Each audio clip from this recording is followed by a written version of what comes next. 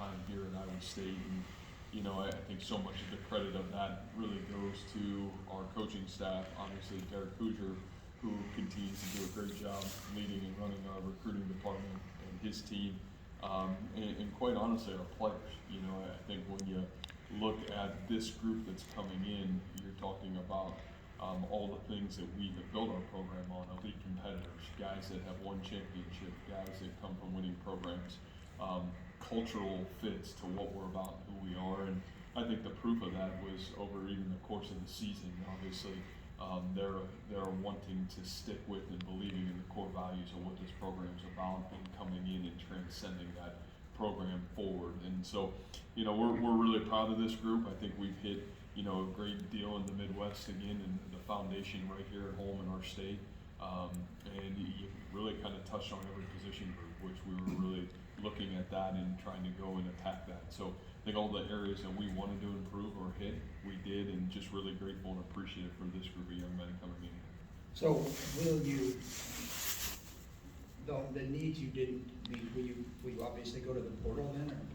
Yeah, I think we love our roster right now. I think when you look at really what's happened over the last 3 weeks, probably the most powerful story of where this program is. I mean, the young men that decided to come back within our own roster, and then this roster, of young men that we're adding today. I think it's as healthy and as good of a roster as we've had. So we're really confident in where we're at right now, quite honestly. Matt, Sama said today that he was recruited as a running back after what he put up, but he immediately said, if I put cornerback, I'll put cornerback, without being prompted. What type of player are you getting in him in person? I think the person is greater than the player, and we all saw what he did this year for his high school football team, and and not only just the state championship game, but the consistency that he played week in and week out. And I think Abu's one of those great stories because he came and earned his scholarship at camp last year, and the competitive spirit, the toughness, and then you get this opportunity to sit down with his family and you hear their story, and coming to the United States, their perseverance as a family. He had a brother that was a great track athlete here. It's a powerful human story of who he is and what he's about. And so I think the reality of, yes, he's a phenomenal athlete. He can play running back, he can play corner.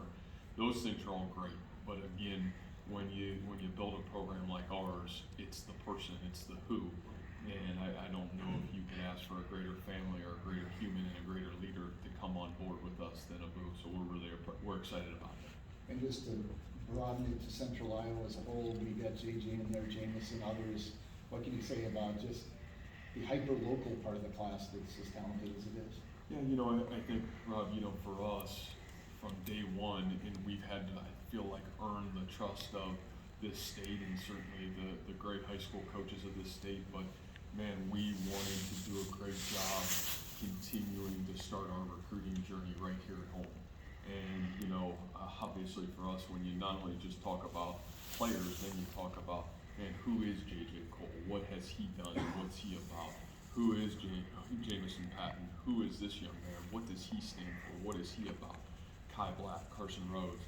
And again, it's not just the players, it's man, look what they've done in their own program. Look at the leadership and adversity they've already overcome to get where they're at. I think those are monumental wins for how we want to build this program, how we're going to sustain this program, and how we're going to continue to move it forward. So, I thought to be able to lay that foundation from really the early part of this recruiting journey with this current class, I think it was really, really important, and it'll always continue to be the focus for us as we continue to move ourselves forward. I think another story, the work you guys have done in Nebraska in this class. Can you talk about how the last couple of weeks have gone with Benny and Goye, and just maybe the process with Ben Braymer coming on board? Sure. I mean, two elite players, right? I mean, two elite players, two elite humans, you talk about Ben Braymer, just won a high school state championship. I don't know if we have recruited a better football player than Ben Braymer during my time here. His father, his ability, you would say a lot of like Alan Lazard, a lot of like elite talent in there, right? A guy that's got a chance to be one of the best that have come through here, in my opinion. You know, and you watch that kid play basketball, and he's a double-double guy, and averaging 20 and 12 in the basketball court. You watch how that guy has led his high school program. You talk about his father and what he stands for, and man, you're maybe the winningest high school football coach in the state of Nebraska, and to be able to have the belief from his family and the belief of that young man to want to come to school and play here, man, I think that's really powerful for us. I think it was a huge win, and I think it's a huge win for the future of our football program. And then you talk about Benny, you know, and Benny's a guy that we had a great relationship with really over the course of the last year and a half. And again, man, elite athleticism, kind of the Hakeem Butler style of athlete, raw, but man, this explosive, dynamic ability to go make plays. And, you know, for him to want to come to school here at the end of the day is huge. You know, again, we've had great relationships with that high school football program. We've recruited that program. But I think for us, again, that's 68 hours from our doorstep. You know, obviously the state of Iowa is really important, but I think that 68-hour radius for us, it's critical. And, you know, I think hopefully continuing to build the trust in high school football coaches and families that say, you know what, Coach Campbell and his staff, they're going to do it the right way. They're going to treat our kids the right way. They're going to do it and be who they say they are. I think that's helped us, and to be able to get those two young men, what a huge win for Iowa State football in our program. So we're really grateful again for the trust of those families and belief in us. And obviously Jameson Patton has, you know, a lot of experience, not only playing different positions, but also 3 or 4 different sports. How do you see potentially some of that versatility kind of translating to football here? Yeah, I love the JMO story because, you know, during COVID, that 2020 year, you know, I remember texting Derek, and after, you know, the first football game that really got played was Valley played JMO, and that it was the one game that he was able to play that year, if you remember, because I think the city canceled football after that game. And so, you know, I'm watching that game on television, and if you guys remember that game, JMO's playing quarterback and he's doing everything, and man, they almost win, right? They take him right down to the wire. And I remember calling Derek and I said, I don't know who that is, but that kid's really special, and that's our kind of guy.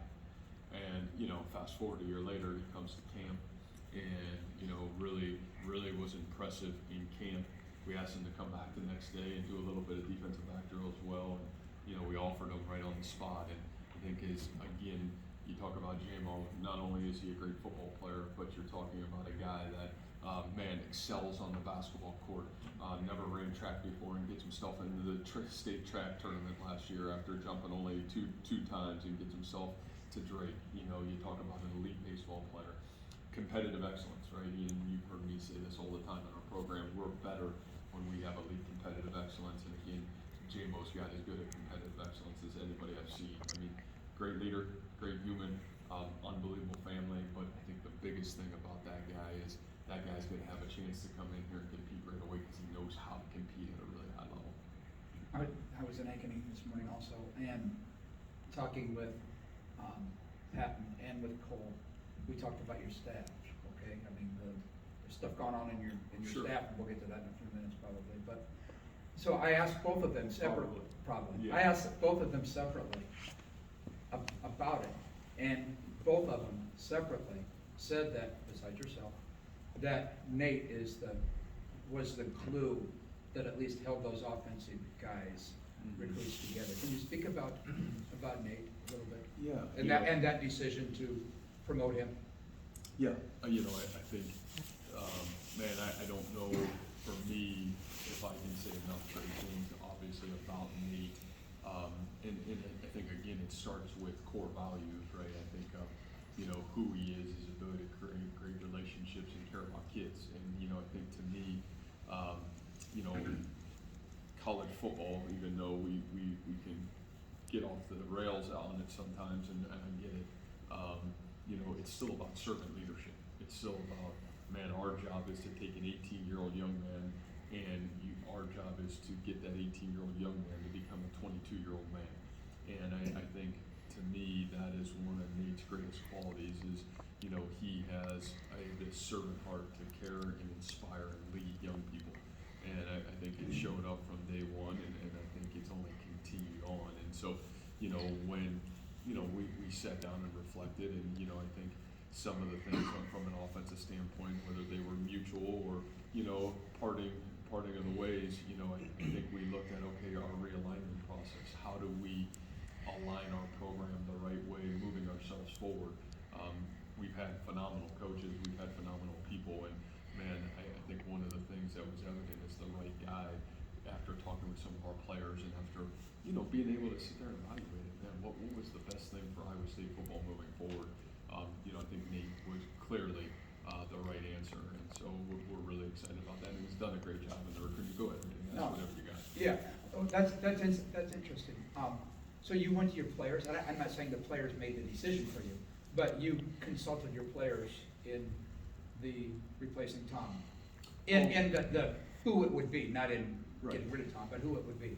Right, and again, I think for us, any decision that I'm ever gonna make to bring somebody into our program, it starts with our kids. We have great kids, they've been here, and again, for me, I wanna know what they're looking for, what's important to them. I always ask our kids after every season, and this year obviously a little bit sooner than later because of the early exit of the football season. Man, what are we doing really well here? What are we not doing really well?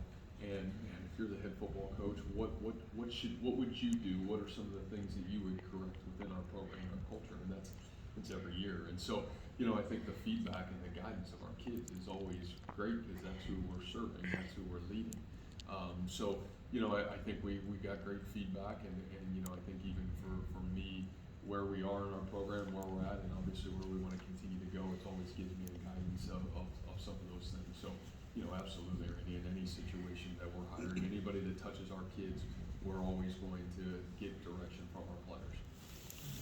Coach, in a day where we saw plenty of last-minute flips from commitments coming into the week, you guys didn't have any recruit go to a different school. What does that mean to this class and specifically J.J. Cole at that?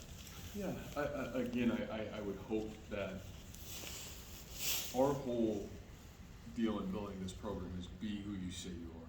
Be and stand for what you're really about.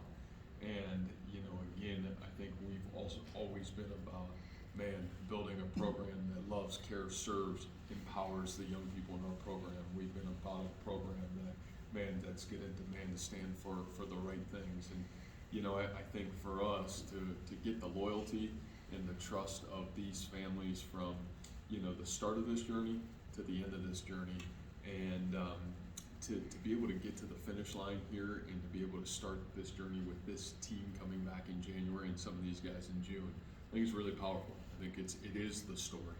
And again, a lot of that is the credit of the players in our program. I think when you bring recruits into your program, the thing that I always say is, don't listen to what we have to say as coaches. Get around our kids, see what they say, what's their experience look like and feel like. And we've got great kids here, and they believe in what's going on and appreciative of that. And we certainly got phenomenal coaches. We got a lot of people that touch our program that make the experience here at Iowa State, from academics to athletic training to mental health to all these areas. They do an incredible job serving our players, and I think that is the story, and that's why we're sitting here today with a really, really happy and really powerful signing day for Iowa State football. Is that aspect of hang around our kids, talk to our kids, is that kind of what led to David Cocker ending up here? Yeah, David is another one of those incredible stories, and I leave David's name out after the first question about the Des Moines area, but I don't know if there's a greater story or win than David. I just was at his basketball game last week, and he scores 24 points, he has 14 rebounds, and he's leading his high school basketball program. And you talk about, the job his high school football coach has done. You talk about that guy revitalizing a high school football program, and David being the pillar of that. And it's like, well, shoot, we've had guys here that were the pillar of that. And he's just got that spirit and that embodiment. And, I think David would say the kids, the feeling, the people within our program, I think really made a huge impact on him. And, for us, just the belief in what David's about, what he stands for, what kind of high school program he's coming from, we thought it was just a great match. But I would say David would certainly say that for sure. What went into the decision to make a change with the strength and conditioning program, and what does Reed bring to that area? Yeah, I think all of the things that have happened this offseason, whether they were mutual, whether it was, a change that needed to be made, I think all those things were probably, at the end of the day, will be the betterment of all parties. And, I think when you sit and you look at the program, it all starts with myself and how can I do a great job aligning this program to continue to move itself forward and be exactly who we say we want to be and do what we need to do. And, I think the biggest things in even that realm is, the great thing about Reed is, number one, there is just a phenomenal relationship between he and I. I recruited him out of high school to college. I watched Reed's transition and journey, through his growth process as a head strength coach. I mean, was a part of our program at Toledo for a year, was part of the first 3 years of building this football program. So I think he knew what the core values and tenets of, being a football program that has the ability to transform.